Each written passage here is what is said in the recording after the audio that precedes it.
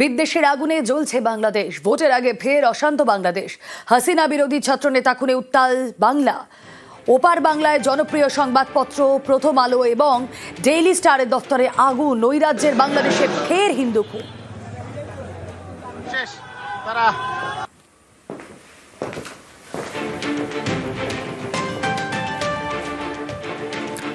গুলিবিদ্ধ নেতা ওসমান হাদির মৃত্যু সিঙ্গাপুরে, আর তারপরেই উত্তাল বাংলাদেশ।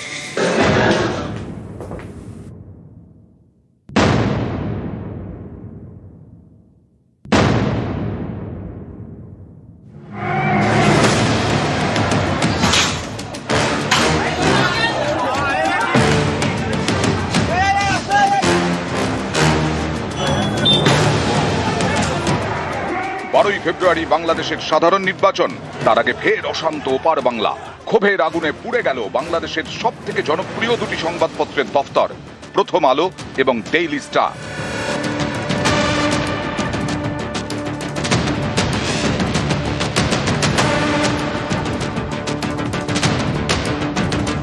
প্রাণ বাঁচাতে করুণ আরতি অফিসে আটকে পড়া সাংবাদিকদের।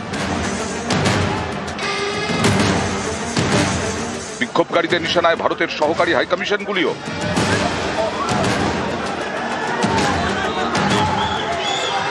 বঙ্গবন্ধুর বাড়ি ৩২ নম্বর ধানমন্ডিতেও আছড়ে পড়ে ক্ষোভ। জুলাই আন্দোলনের পরেই ভাঙচুর চালানো হয়েছিল এই বাড়িতে, এবার ভাঙা বাড়ি গুঁড়িয়ে দিতেই চলল আর্ট মুভার। উন্মত্ত জনতার হাত থেকে রেহাই পায়নি ছায়ানট, বাংলা সংস্কৃতির চর্চার কেন্দ্র।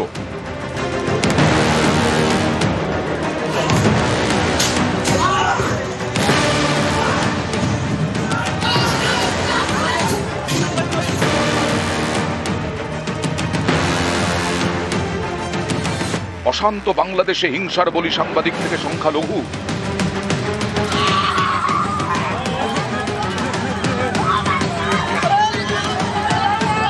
এই অশান্তির কারণ ছাত্রনেতার খুন ওসমান হাদি, বাংলাদেশের অত্যন্ত জনপ্রিয় ছাত্রনেতা, জুলাই আন্দোলনের অন্যতম মুখ, ইনকিলাব মঞ্চের আহ্বায়ক। গত সপ্তাহে ঢাকায় তাকে গুলি করে দুষ্কৃতীরা।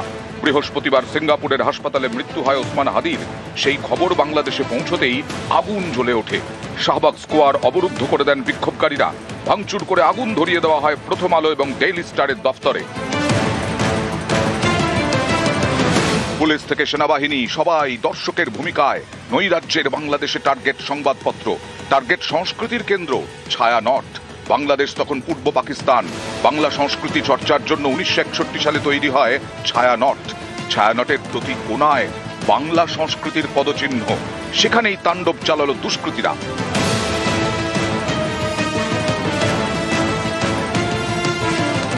অশান্ত বাংলাদেশে বারবারই টার্গেট হতে দেখা গেছে সংখ্যালঘু হিন্দুদের। বৃহস্পতিবার ক্ষোভের রাতে খুন হলেন ময়মনসিংহের দীপু দাস। পোশাক তৈরির কারখানায় কাজ করতেন তিনি। রাতে কারখানা থেকে বের করে মারধর করে উন্মত্ত জনতা। গাছে ঝুলিয়ে লাঠিপেটা, গণপিটুনির পর আগুন ধরিয়ে দেওয়া হয়।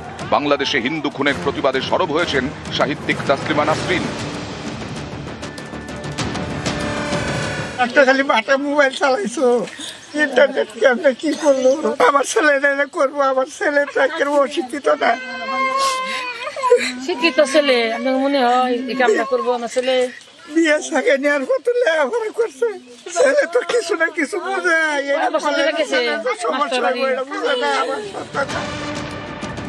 ইমদাদুল হক মিলন নামে এক সাংবাদিকেরও প্রাণ যায় এই হিংসায়।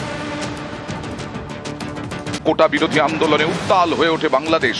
প্রধানমন্ত্রীত্বে ইস্তফা দিয়ে দেশ ছাড়তে হয় শেখ হাসিনাকে। অস্থায়ীভাবে বাংলাদেশের শাসনভার ওঠে মোহাম্মদ ইউনূসের হাতে। তারপর থেকে নৈরাজ্য পার বাংলায়। দীর্ঘ টালবাহানার পর শেষ পর্যন্ত নির্বাচনের দিনক্ষণ ঘোষণা হয়, কিন্তু ভোট হওয়ার আগেই ফের অশান্তি। নিউজ 18 বাংলা।